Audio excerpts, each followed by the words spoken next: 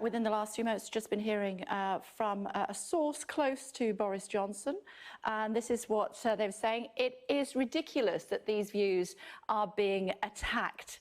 We must not fall into the trap of shutting down debate on difficult issues. We have to call it out.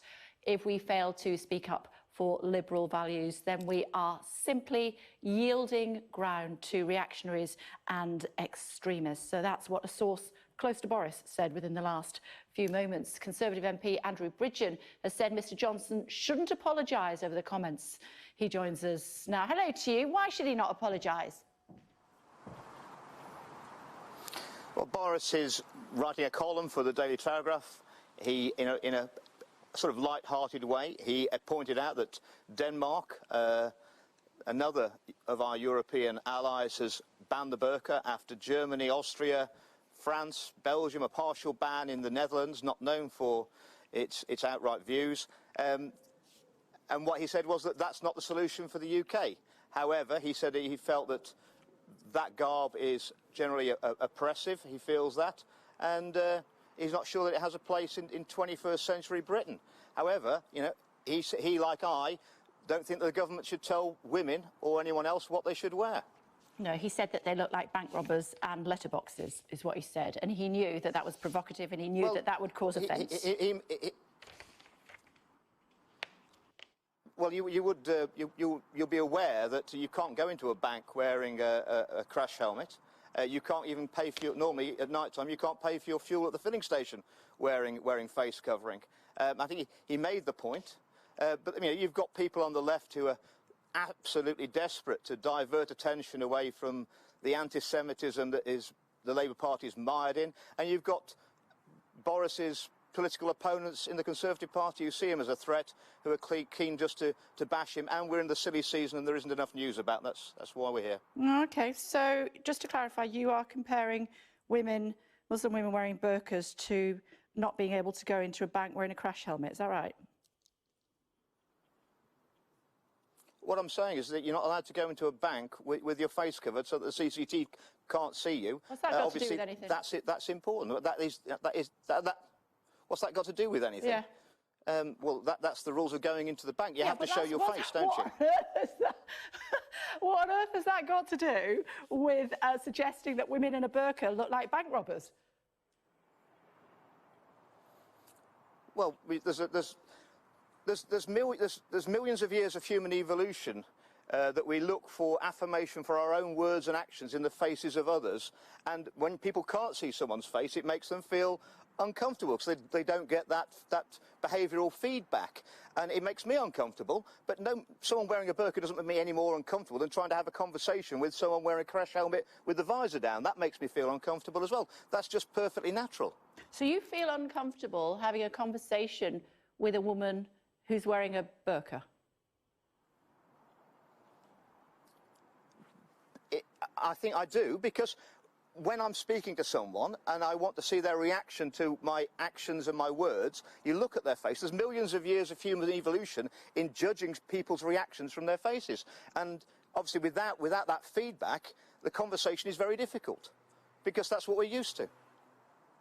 OK, I'm just going to have to ask you that again. You feel uncomfortable having a conversation with a woman who is wearing a burqa? With anyone with their face covered, yes, I do. If they were wearing a mask or if they're wearing a crash helmet with the visor down, it's very difficult to get that empathy and that behavioural feedback of whether they approve or disapprove of what I'm saying or the way I'm saying it. Yes, that's very difficult. OK, so you think it's OK to make the comparisons between crash helmets, masks and burqas? Boris Johnson writes an article for the Daily Telegraph. I'm sure they're delighted at the coverage it has got. We're deeply in the silly season. He didn't say we should ban the burqa in the UK. He actually defended the right of women to wear what they want. But he pointed out that that's now Denmark, a very liberal country, the Netherlands, Germany, Austria, Belgium and France have banned the burqa. This is, and the amazing thing is that so many of the people who are so pro the EU won't say anything about that. But we're not going to ban it in the UK, and I support Boris's stance that it's not right for governments to tell people, women or men, what they should be wearing. But you're saying that it makes you feel uncomfortable. So are you perhaps, by inference, saying exactly that? But not uncomfortable enough that... I've just pointed out to you, my degree before I became an MP a long time ago was in genetics and behaviour. There are millions of years of human evolution that we look at people's faces for affirmation or support or the response, the behavioural feedback to what we're saying and what we're doing. And when that's absent, it is difficult. But whether they're wearing a burqa or whether they're wearing a mask or whether they're wearing a full-face helmet with a visor down, it doesn't make any difference. That's a fact. Okay, so given that, I'm guessing, I suppose, if we take that to its logical conclusion, I suppose if we're taking that to its logical conclusion, that would be that you would be more comfortable if Muslim women didn't wear burqas in this country. Well, I'm actually the chairman of the all-party parliamentary group for Uzbekistan. It's a country in Central Asia, the most important country, 90% Muslim. They banned face veils in '92. I would say that that is actually probably one of the most religiously tolerant and racially tolerant countries I've ever been to in my life. And Baroness Varsi is a member of my group. It's not what I asked you, though, is it? Well, do you want to ask the question again, then? Would you be happy interviewing me if I were wearing a full crash helmet with the visor down now? That would be perfectly... I don't think your viewers would. I'm not quite sure they wouldn't be able to judge between the two. But if I may ask you the question again, you asked me to ask it, so I will. You feel that given that you're uncomfortable trying to talk to someone when you can't see their facial expressions, do you think that burqas should not be permitted in the United Kingdom? No, I've said I think I'm also uncomfortable about governments telling men and women what they should or should not wear. So I'm with Boris on that. But I'm merely pointing out that that is how most people will feel. It's perfectly natural. Because our behaviour is that we do look at people's faces for the response to what we're doing and what we're saying. So what about, I don't know, somebody like Simon Weston, who can't necessarily show his facial expressions given what happened to him at the Falklands and he was so hideously burned? So I've met Simon many times. Yeah, so, I mean, does that offend you? No, not at all. But he can't show his facial expressions the way that you've just been illustrating. So just take that to its logical conclusion for me. So for what, that is an absolutely ridiculous comparison. I mean, he's a decorated war hero who's been terribly, terribly wounded in the service of his country. I mean, who was going to look at Simon Weston as anything other than absolutely, esteem? Okay, absolutely, I completely agree with you. But what about other people then with facial disfigurements? People who potentially have been injured, I don't know, in 7/7 or whatever. How would you feel about them when they can't show the same facial expressions as other people? I mean, how do you feel about that? Kay, I'm talking about the science behind the behaviour of how we interact generally as human beings with each other. There are millions of years of evolution in us making a decision on looking at people's faces, right. As to whether we want to trust them, whether they believe what we're saying. I think people watching politicians will look at facial expressions and say, well, yes, I believe what they're saying or not. You wouldn't be happy if I were wearing a mask at the moment or a full-face helmet and you couldn't see whether your viewers could actually think, well, does Andrew Bridgen actually believe what he's saying or not? But I'm talking to you is the science of human behaviour. Yeah, and recognising... And how people may feel uncomfortable if they can't see the response. But you don't feel it's that people have been facially disfigured, so it is just burqas then, really? No, I would feel equally uncomfortable if someone's trying to have a conversation with me in a full-face crash helmet with the visor down and I can't see their face. That's not a way to have a comfortable conversation, is it? What about describing burqas as women in burqas looking like letterboxes? At the end of the day, Boris is employed to write a column for the Daily Telegraph, and I say they're no doubt they're going to be absolutely delighted with the coverage in the silly season that this article has got their newspaper. I'm sure that Boris is well worth his fee on that today.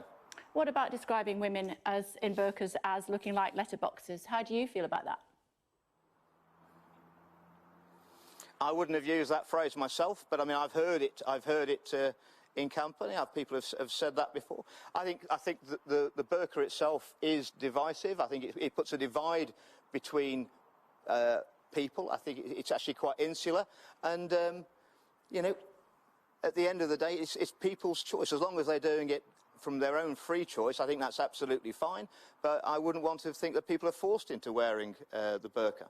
It's divisive. Also, what I'm seeing increasingly is that girls early, before the age of puberty wearing the burqa, which I just can't understand why this is going on. So divisive and insular and forced potentially upon young people, and you can't see the expressions of women when they're behind these, but you still wouldn't want it banned. Why on earth not?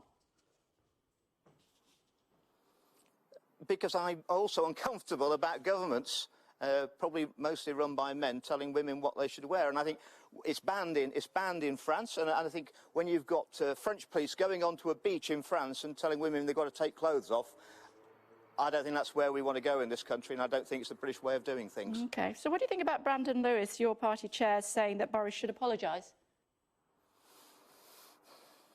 I think there's a bit of politicking here within the Conservative Party. I think that Brandon's is indulging in a bit of Boris bashing, which is, I think, you know, he's now on the backbenches, free to roam, and I think he's probably seen as a bit of a political threat. So the party chair's picking on him? Well, Boris is quite capable of looking after himself. I don't need to defend him, and from Brandon Lewis or anybody else, Boris is quite big enough and tough enough to defend himself. And Mohammed Amin, chair of the Conservative Muslim Forum, says unless Boris apologises, he should have the whip removed.